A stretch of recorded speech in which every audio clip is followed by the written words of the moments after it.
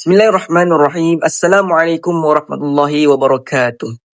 Hari ini saya akan mengulas sedikit tentang satu jurnal akidah, iaitu yang bertajuk Kerangka Akidah dalam Kurikulum Pendidikan Rendah di Malaysia, yang ditulis oleh Dr. Muhammad Haidi Muhammad Kasran dan diterbitkan pada tahun 2021.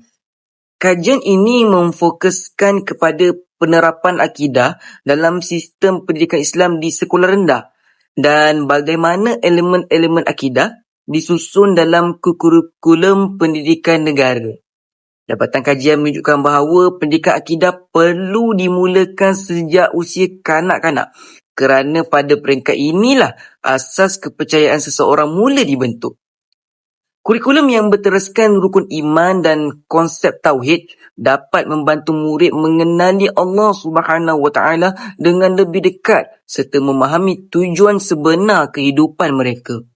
Selain itu, kajian ini turut mendapati bahawa pendidikan akidah yang konsisten mampu membentuk sasiah, nilai moral dan identiti Muslim yang lebih kukuh. Murid bukan sahaja mengetahui konsep keimanan secara teori, malah dapat menghayatinya dalam kehidupan seharian.